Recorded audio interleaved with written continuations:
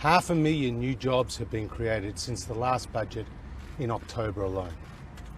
Over the last 12 months, the Australian economy has outperformed all major advanced economies around the world. But the job is not done. There is still more to do. Australia is still in the midst of a global pandemic. More than 800,000 new COVID cases a day. Europe has gone into a double-dip recession, and only recently we saw a statewide lockdown in Western Australia. We must secure Australia's economic recovery. Tonight's budget will do exactly that.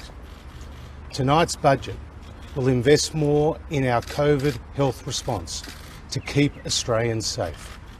Tonight's budget will invest in infrastructure and skills to create more jobs and provide incentives to business to do what they do best, hire, to innovate and to grow. And tonight's budget will see record commitments on essential services, disability support, mental health, aged care and women's safety.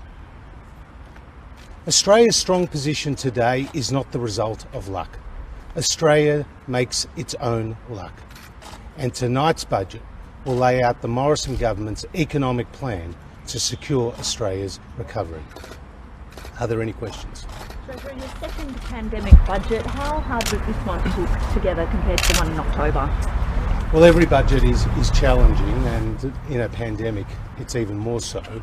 A lot of work has been put in by a lot of people, but tonight's budget is not about us. Tonight's budget is about the Australian people, about guaranteeing their essential services, about creating more jobs and keeping Australians safe from COVID-19. Treasurer, it's expected the NDIS might wind up costing more than Medicare, sometime quite soon as well.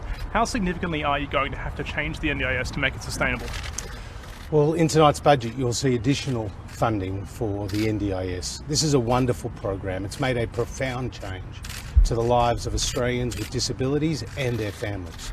We all know stories of people who have been assisted by the NDIS, and under the coalition the NDIS will always be fully funded.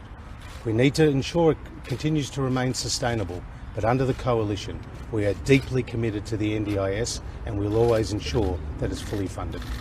Last question. I'll get one of you.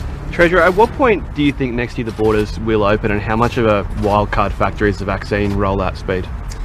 Well, in tonight's budget we make some assumptions around the vaccine rollout, around border closures, around the containment measures that are put in place in respect to COVID-19, but it's very hard to be precise in the middle of a pandemic.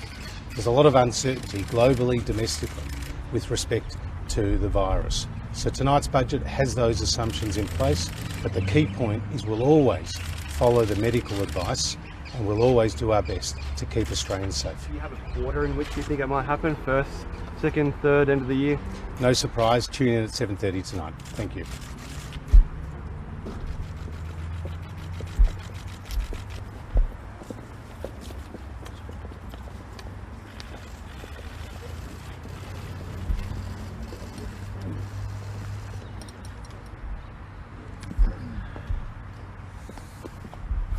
Nice work, everybody.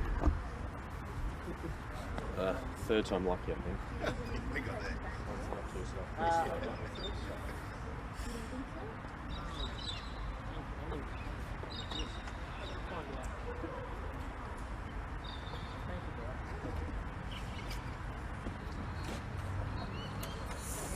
We'll work out in the end.